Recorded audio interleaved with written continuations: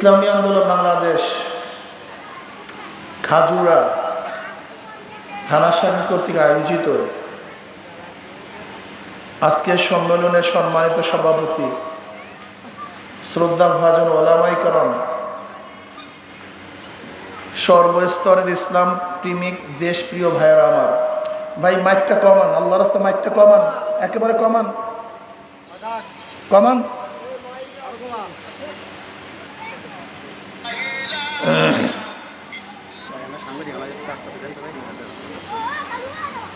ইসলামী আন্দোলন বাংলাদেশ কি ও কেন এ বিষয়ে আমরা অনেকেই জানি না, অনেকে জানার চেষ্টাও করি না, বরং অন্য অন্য রাজনৈতিক দলের মতোই মনে করি ইসলামী আন্দোলন বাংলাদেশের রাজনৈতিক সংগঠন। অন্য অন্য রাজনৈতিক দলগুলি যেরকম মিথ্যার পাহাড় করে মিথ্যার ফুল ঝুড়ি দিয়ে আমাদেরকে ভোট গ্রহণ করার চেষ্টা করে, ইসলামী আন্দোলন বাংলাদেশ তদ্রূপ আমাদেরকে বিভিন্ন আশার বাণী শোনাবে, যখন নির্বাচিত হয়ে যাবে টুনটুনা টুনটুন। এটা আমরা অনেকেই ধারণা করি। আসলে ইসলামী আন্দোলন বাংলাদেশ এবং অন্য অন্য সংগঠনের মধ্যে আসমান এবং জমিনের পার্থক্য। ইসলামী আন্দোলন বাংলাদেশ বিশ্বাস করে শুধু দেশ, দল এবং নেতা পরিবর্তনের মাধ্যমে মানুষের শান্তি আসতে পারে না। এরা মনে করে যে দেশ বারবার পরিবর্তন হয়েছে, বারবার ব্রিটিশ 200 বছর শোষণ করেছে, ব্রিটিশদের বিরুদ্ধে আমরাই আন্দোলন করে দেশকে স্বাধীন করেছিলাম, ভেবেছিলাম এবার মানুষ মুক্তি পাবে, শান্তি পাবে। ব্রিটিশ চলে গেছে কিন্তু মানুষের মুক্তি মিলে নেই, বৈষম্য দূর হয় নাই, মানুষ শান্তি পায় নাই। ভেবেছিলাম মুসলমানদের জন্য আলাদা ভূখণ্ড করতে পারলে আমরা শান্তি পাবো, মুক্তি পাবো। আবার মুসলিম লীগের নেতৃত্বে আমরা পাকিস্তান নামে একটা দেশ গড়েছিলাম, ভেবেছিলাম এবার শান্তি পাবো, মুক্তি পাবো, বৈষম্য দূর হবে।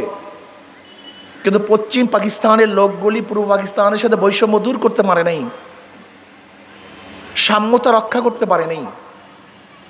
আবার 71 ভেবেছিলাম পশ্চিম পাকিস্তান থেকে যদি আলাদা হতে পারি, স্বাধীন হতে পারি, তাহলে আমরা মুক্তি পাবো, শান্তি পাবো। আবার আন্দোলন করে বাংলাদেশ নামে একটা দেশ অর্জন করেছিলাম, ভেবেছিলাম বৈষম্য দূর হবে। কিন্তু 71 থেকে 2024 পর্যন্ত যারাই ক্ষমতায় ছিল, যেই দলই শাসন করেছে, কিন্তু বৈষম্য দূর করতে পারে নাই। আবার 2024-এ জুলাই আগস্টে বিপ্লব হলো, বৈষম্য বিরোধী আন্দোলন, বৈষম্য দূর করো, বৈষম্য চাই না। কিন্তু আমরা কি দেখলাম, 5 তারিখের পর থেকে এই পর্যন্ত এখনো বৈষম্য দূর হয় নাই, জুলুম অত্যাচার বন্ধ হয় নাই, চাঁদাবাজি এখনো চলছে, খুন খারাপি হচ্ছে, দখলদারি চলছে, দুর্নীতি আগের মতোই চলমান, ঘুষ বাণিজ্য চলতেছে। এর কারণটা কি? আমি জ্ঞানী বাবাদেরকে বলবো, জ্ঞানী মাদেরকে বলবো, যারা জ্ঞানহীন, জ্ঞান শূন্য, জ্ঞান পাপী, তাদের কাছে আমার বক্তব্য নাই। আমি সংক্ষিপ্তভাবে ব্রিটিশ থেকে এই পর্যন্ত সংক্ষিপ্তভাবে ইতিহাস টেনে নিয়ে এসেছি। প্রত্যেকটা আন্দোলনের যৌক্তিক দাবি ছিল মানুষের অধিকারকে রক্ষা করা, অধিকারকে ফিরিয়ে দেওয়া। কিন্তু এত আন্দোলনের পরে অধিকার পাচ্ছি না কেন? বৈষম্য দূর হচ্ছে না কেন? দুর্নীতি বন্ধ হচ্ছে না কেন? এটা মাথার মধ্যে যদি একবার ঢুকাতে পারেন, তাহলে সমস্যার সমাধান হবে ইনশাআল্লাহ। ধরে নেন একজনের নাম এ, একজনের নাম বি, একজনের নাম সি। এও চোর, বিও চোর, সিও চোর। ক্ষমতায় আছে এ, সে কি করবে? কথা বলেন।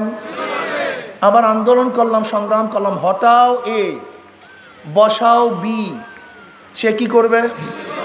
আন্দোলন সংগ্রাম হরতাল, হটাও বি, বসাও সি, সে কি করবে? কারণটা কি? কারণটা বুঝতে হবে। এ চলে গেছে, বি চলে গেছে, সি চলে গেছে, কিন্তু নীতি আদর্শ চলে যায় নাই। ওসি সাহেব পরিবর্তন হয়, কিন্তু ঘুষ সাহেব ওই চেয়ারেই থাকে। ডিসি সাহেব ট্রান্সফার হয়, কিন্তু দুর্নীতি সাহেব ওই বিল্ডিংয়ের মধ্যেই লুকানো থাকে। এর কারণটা কি? মাদার গাছ লাগিয়ে আমে আশা করা যায় না। আমাদের শায়খ মুর্শিদ নব্বরুল্লাহ মারকাদা বলেছেন, মাদার গাছ লামিয়ে আমের আশা করা। চোরের মাধ্যমে চুরি বন্ধ হয় না, ডাকাতির মাধ্যমে ডাকাতি বন্ধ হওয়া সম্ভব না। দুর্নীতিবাজ কোনোদিন দুর্নীতি বন্ধ করতে পারে না। আপনারা এর পরিবর্তে বি, বির পরিবর্তে সি, সির পরিবর্তে ই বসাবেন, অথচ নীতি ও আদর্শে পরিবর্তন করবেন না। জীবনভর আন্দোলন কর্ম সংগ্রাম করবেন, কিন্তু আপনার উদ্দেশ্য বাস্তবায়ন হবে না। এই জন্য আমাদের শায়খ মুর্শিদ নব্বরুল্লাহ মারকাদা স্পষ্ট বলেছেন, শুধু নেতা নয়, নীতির পরিবর্তন চাই। শুধু নেতা পরিবর্তন করলে হবে না, নীতির পরিবর্তন চাই। আল্লাহ পাক নিজেই বলেছেন, কু আনফুসাকুম ওয়া আহলিকুম নার, নিজে আগে বাঁচো, তারপর সমাজকে বাঁচাও, আহালকে বাঁচাও। তুমি নিজে আগে ভালো হও, তারপর ভালো বানাবার চেষ্টা করো। আপনার নেতাকে সবচেয়ে বড় লুচ্চা। আপনি কাকে নেতা মানছেন? সবচেয়ে বড় ডাকাত। আপনি কাকে নেতা মানছেন যে সবসময় মদ পান করে ভুট হয়ে পড়ে থাকে? আপনি কাকে নেতা মেনেছেন যার হাতের মধ্যে খুনের রক্ত? আপনি কাকে নেতা মেনেছেন যে জালেম, অত্যাচারী, লুটেরা, দুর্নীতিবাজ? এরকম দুর্নীতিবাজ, খুনি, ডাকাত নেতাদেরকে যতবার ক্ষমতায় বসাবেন, দুর্নীতি বন্ধ হবে না। হতে পারে না, হবে না। এর জন্য আমরা মনে করি শুধু নেতা নয়, নীতির পরিবর্তন চাই। শুধু নেতা নয়, নীতির পরিবর্তন চাই। কুয়ার মধ্যে আপনি মুদ্রার রেখে যতই পানি শেষ করেন না কেন, পানি পবিত্র হবে না। নেতৃত্বের মধ্যে মুদ্রার মরক, গুন্ডা, বদমাশ, খুনি, ডাকাত এবং ধর্ষকদের বসিয়ে আপনি একটা আদর্শবান রাষ্ট্র কায়েম করতে চান, দুর্নীতিমুক্ত রাষ্ট্র কায়েম করতে চান, মরিচিকার মধ্যে পানি সংগ্রহ করা যেমন অসম্ভব, ওই দুর্নীতিবাজের মাধ্যমে দুর্নীতিহীন রাষ্ট্র স্থাপন করা এইভাবেই অসম্ভব। এটা কোনোদিন সম্ভব না। আপনি কি জানেন ইসলাম হুকুমাত হলে কি হবে? আপনি জানেন? গরিবরা জানিই না। আমাদের বড় সমস্যা গরিব। আমাদের গরিব বন্ধুরা ইসলাম সম্পর্কে জানিই না। যদি ইসলাম ক্ষমতা আসে, আগামী 5-10 বছরের মধ্যে প্রত্যেকটা গরিব দরিদ্র সীমার উপরে চলে যাবে। বর্তমান অর্থনীতি হলো ধনীকে ধনী বানায়, গরিবকে গরিব বানায়।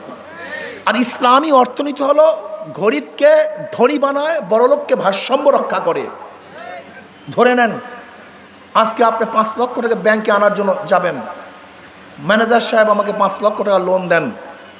ম্যানেজার সাহেব কি বলবে? মর্গেজ আছে। বলবে আমি তো গরিব মানুষ, মর্গেজ কোথায় পাবো? ম্যানেজার সাহেব বলবে টাকা তো আপনার জন্য না। টাকা কার জন্য? যার আগের থেকেই 5 লক্ষ টাকা আছে। ব্যাংক তাকে 5 লক্ষ টাকা দেয়। যাকে ব্যাংক দিছে তারই লোন মাফ হয়, তারই ইন্টারেস্ট মাফ হয়। একজন ধনী 4 বার ধনী হয়।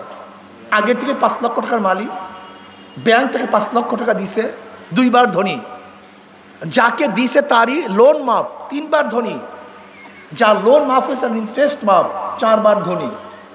একজন ধনী বর্তমান পুঁজিবাদী অর্থনীতিতে 4 বার ধনী হয়, আর একজন গরিবের পেটের মধ্যে 5টা লাথি পড়ে। আগের থেকে 5 লক্ষ টাকা ছিল না, 1 লাথি। ব্যাংক তাকে 5 লক্ষ টাকা দেয় নাই, 2 লাথি। তার ঋণ মাফ হয় নাই, 3 লাথি। তার ইন্টারেস্ট মাফ হয় না, 4 লাথি।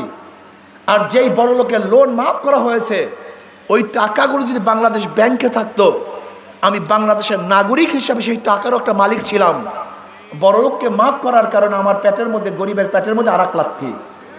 তাই বড় লোকরা পায় 4 বার ধনী, আর গরিবরা পায় 5টা লাথি। এই বর্তমান পুঁজিবাদী অর্থনীতি গরিবদেরকে কোনোদিন ধনী বানাতে পারবে না। আপনি কি জানেন বাংলাদেশের গোটার টাকা কয়জনের কাছে? এই বাংলাদেশের গোটা জনগণের কাছে যেই পরিমাণের টাকা, মাত্র 20 পরিবারের কাছে এই পরিমাণের টাকা। মাত্র 20 পরিবারের কাছে। এই যে বাংলাদেশের যত মানুষ দেখেন, এই পরিমাণের টাকা সমস্ত মানুষের কাছে যেই পরিমাণের টাকা, মাত্র 20 পরিবারের কাছে সেই পরিমাণের টাকা আছে। আপনি কি জানেন বিগত 16 বৎসরে কত টাকা শুধু বিদেশ পাচার হয়েছে? 28 লক্ষ কোটি টাকা। কত লক্ষ কোটি টাকা? 28 লক্ষ কোটি টাকা শুধু বিদেশ পাচার হয়েছে। বাংলাদেশের এক বছরে বাজেট 7 লক্ষ কোটি, আর বিদেশে পাচার হয়ে গেছে 28 লক্ষ কোটি টাকা। আপনি দেখেছেন তৎকালীন সময় তথ্যমন্ত্রী একটা বক্তব্য দিয়েছিলেন। কি বক্তব্য? যে বাজেট করি গ্রামের জন্য 100 টাকা, গ্রামে পৌঁছে 10 টাকা আর 90 টাকা চুরি হয়ে যায়। আপনার রিপোর্টে দেখেছেন বরাদ্দ হয় 100 টাকা, 30 টাকার কাজ হয়, 70 টাকা চুরি হয়। আমাকে অনেকেই প্রশ্ন করেছে ইসলামী হুকুমাত হলে কি হবে। আমি বললাম এক কথায় বলবো না ব্যাখ্যা দিয়ে বলবো? বলে এক কথা বললেই ভালো হয়। আমি বলবো ইসলামী হুকুমাত হলে এখন যেই বরাদ্দে যেই কাজ হয় তার সে 100 গুণ 70 গুণ কাজ বেড়ে যাবে। তার মানে এখন যদি বরাদ্দে কাজ হয় 30টা ব্রিজ হয়, একই বরাদ্দ ইসলামী হুকুমাত হলে 100 ব্রিজের কাজ হবে। এখন যদি বরাদ্দে 30টা রাস্তা হয়, একই বরাদ্দ ইসলামী হুকুমাত হলে 100টা রাস্তা হবে। যদি এখন একই বরাদ্দে 30টা প্রতিষ্ঠান হয়, ইসলামী হুকুমাত হলে একই বাজেটে 100টা প্রতিষ্ঠান হবে। এখন যদি বরাদ্দে 30 জনের খেদমত হয়, ইসলামী হুকুমাত হলে একই বরাদ্দের মাধ্যমে 100 জন লোক উপকৃত হবে। তার মানে এখন 70% টাকা চুরি হয়, ইসলামী হুকুমাত হলে একটা টাকাও চুরি হবে না। এর ছোট্ট উদাহরণ দেয়, ছোট্ট। যেহেতু আপনাদের মাথার মধ্যে তো হাজারো গোবর ঢুকছে, নাপাক ঢুকছে, এর জন্য আপনাদের মাথায় ঢুকছে না ইসলাম হুকুমাত হলে কি হবে।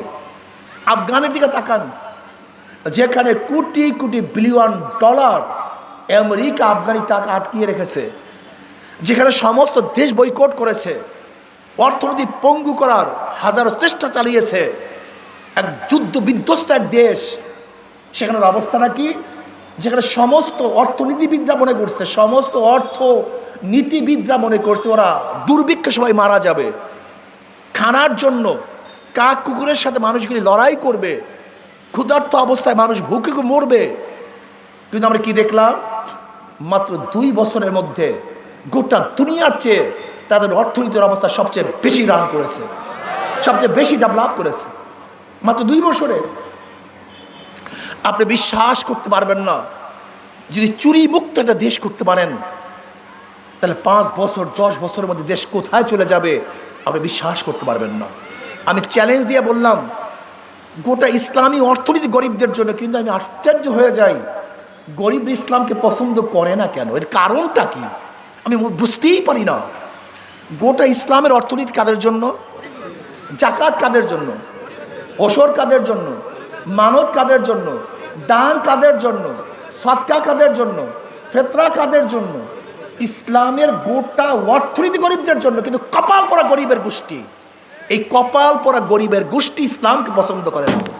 আরে নিজের ভালো তো পাগলেও বুঝে, নিজের ভালো তো আসলে পাগলেও বুঝে, এগুলো পাগলের চেয়ে মাথা খারাপ।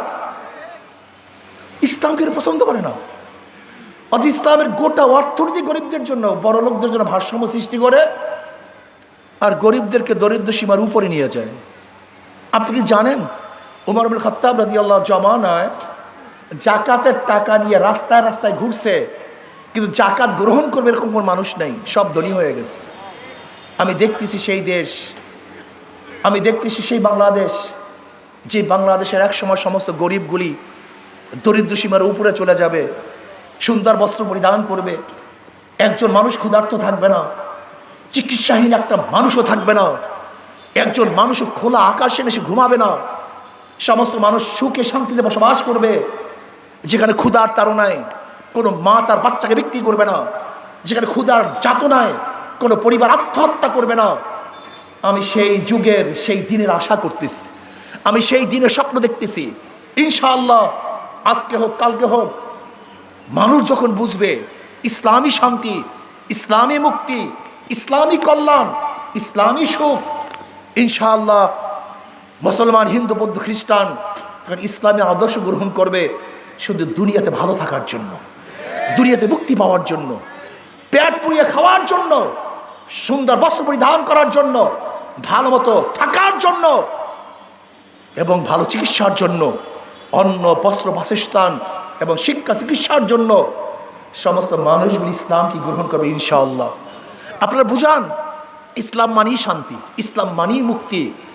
অত ইসলামী ফোবিয়া তোমার মাথার মধ্যে, আমার মাথায়, আমার মধ্যে এমনভাবে ঢুকানো হয়েছে, ইসলাম মানেই গজব, ইসলাম মানেই আজাব, ইসলাম মানেই বার্ডেন, ইসলাম মানেই পর্বত পাহাড়, না জানি কি হয়ে যায়। আমাকে এক গাঁজাখোর বলতেছে, হুজুর ইসলাম হুকুমাত হলে আমার গাঁজার অবস্থাটা কি হবে? সে নেশাগ্রস্ত মানুষ, বলতেই পারে। আমি বললাম, বাবা তুমি কি মসজিদে গিয়ে গাঁজা সেবন করতে পারো? বলে না হুজুর। আমি বলি কেন? বলে মসজিদে তো গাঁজা সেবনের পরিবেশ নেই। আমি বললাম, দেখো ইসলামী হুকুমাত হলে গোটা বাংলাদেশটাই এরকম পরিবেশ হয়ে যাবে যেখানে তুমি গাঁজা সেবন করতেই পারবে না। তুমি গাঁজা সেবন করতে পারবে না, তোমাকে চাপ দিবে না, প্রেশার দিবে না, এমনিতে তোমার মন থেকে বলবে আমি গাঁজা পান করব না। তুমি মদ পান করছো, এমন সুন্দর পরিবেশ সৃষ্টি করা হবে যেখানে তোমার মন থেকে মদ পান করতে মনে চাইবে না। তুমি চুরি করতেছো, তোমার টেনশন নাই আমার চুরির অবস্থাটা কি হবে। ইসলামী হুকুমাত হলে এমন এক পরিবেশ সৃষ্টি হবে যেখানে তোমার চুরি করার প্রয়োজন হবে না, বরং তুমি কেন ক্ষুধার্ত, সরকার তোমাকে ডেকে ডেকে তোমার ক্ষুধা নিবারণের চেষ্টা করবে। তোমাকে চেষ্টা করতে হবে না, চুরি করার দরকার নেই। ইসলামী হুকুমাত যদি হয়ে যায়, আমার অনেক মা বোনেরা মনে করে আমার অবস্থা কি, অথচ ইসলাম মেয়েদের সবচেয়ে বেশি সম্মানিত করেছে, সবচেয়ে বেশি ইজ্জত দান করছে। শুধু সম অধিকার নয়, অগ্রাধিকার দান করছে। আমরা মেয়েদের সম অধিকার চাই না, অগ্রাধিকার চাই, আমরা ন্যায্য অধিকার চাই। আমরা কি চাই? ন্যায্য অধিকার চাই। আমরা চাই না যে আমিও 2 মনের বস্তা রানবো আর সম অধিকার হিসেবে আমার মেয়েটাও 2 মনের বস্তা রানবে, এইটা আমি চাই না। বরং আমি কি চাই? আমার মা বোনরা যেন ঘরে বসে বসে কাজ না করেও ওরা ক্ষুধা নিবারণ করতে পারে, অর্থ পায়, টাকা পায়, এরকম অগ্রাধিকার দিতে চাই। যেমন আফগানে দেখা যায় মেয়ের অফিস করতে হয় না, অফিস ছাড়াই ঘরের মধ্যে তাদের টাকা পৌঁছে যায়।